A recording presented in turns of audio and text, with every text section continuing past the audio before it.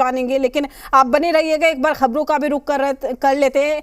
अब आप बिहार विधानसभा में दलगत स्थिति भी जान लीजिए, क्या कहता है गणित। आरजेडी की अगर बात की जाए 79 है, बीजेपी की 78 है, जेडीयू की 45 है, जिसका जिक्र अभी मैं रुपेंद्र से कर रही थी, कांग्रेस की 19 है, सीपीआईएमएल की 12 है और हम की 4 है। यानी कि जो सीटों का गणित है ये हम आपको इसलिए बता रहे हैं कि बिहार में दोनों ओर से सियासी खेला हो सकता है। सीपीआईएम 2 सीटें, सीपीआई 2, एआईएम आईएम की 1, निर्दलीय के 1, कुल 243 सीट है जिसका ये खेला है। अब ये गणित किस तरीके से सटीक बिठाने की कोशिश होगी, ये अपने आप में बड़ा सवाल बना हुआ है। लेकिन बड़ा सवाल ये भी है कि क्या आरजेडी बड़ा खेला खेल लेती है या फिर बाजी बीजेपी अपने हाथों में ले लेती है। लेकिन अभी कहीं ना कहीं जो इंतजार है वो सीएम नीतीश कुमार के यू टर्न लेने का है। देखिए, तस्वीरें कहा जा सकता है अब ऑलमोस्ट साफ हो गई है, लेकिन ऑफिशियली औपचारिक इस तरीके का कोई ऐलान नहीं किया गया है। इसलिए सियासत संभावनाओं का खेल है। तमाम मंत्री भी ये कहते हुए नजर आएंगे आपको कुछ देर बाद। और दूसरी बड़ी बात यह है कि सुशील मोदी ने भी इसका जिक्र कर दिया है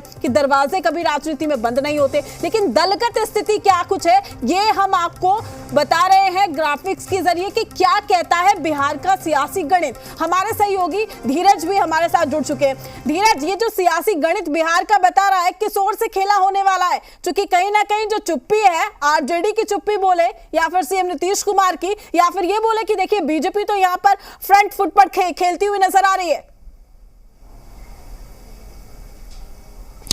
देखिए, अब इसमें कहीं कोई दोराय नहीं है कि दोनों में बीजेपी और जेडीयू में बात लगभग तय हो गई है। इसमें कहीं कोई अब शक शुबा नहीं है। लेकिन वही एक बात, जब तक औपचारिक ऐलान नहीं होता है तब तक इंतजार करना चाहिए। लेकिन जहां तक खबरें आ रही है, चाहे दिल्ली के में बीजेपी नेताओं की बैठक हो या बिहार में जेडीयू नेताओं की बैठक हो, अभी तक उस तरह का औपचारिक ऐलान नहीं हुआ। लगभग बातचीत जो है वो लगभग तय है। नीतीश कुमार सीएम बने रहेंगे। 2 डिप्टी सीएम की बात आ रही है बीजेपी की तरफ। जो आप 2000 विधानसभा के 2020 में जो नतीजे आए थे उसके बाद जो कॉम्बिनेशन जेडीयू और बीजेपी का था, लगभग वैसा ही कॉम्बिनेशन इस बार रहने वाला है। बिहार में नई सरकार जो बनेगी, अभी तक बनी नहीं है लेकिन संभावना है कि बन जाएगी अगले 48 घंटे में।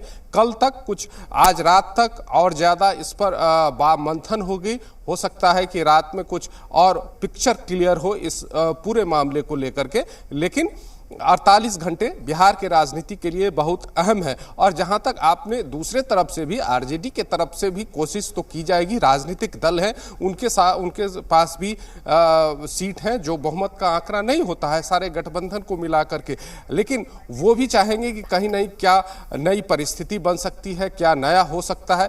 तो वो भी राजनीतिक दल हैं। आरजेडी अपने जितने भी गठबंधन में है, कांग्रेस हो या लेफ्ट की पार्टियां हो, वो उनके साथ भी एक जो आने वाला समय है, जो परिस्थिति है, उस पर भी आकलन कर रहे हैं। तो ये स्थिति है बिहार की, और बिहार अगले 48 घंटे एक अहम होने वाला है। और जहां तक आंकड़े की बात है, जो 2020 में था, चाहे जेडीयू के पास 43 थे, 78 इनके पास है, बीजेपी के पास, और फिर एक निर्दलीय है, तो उससे हो जाती है 4।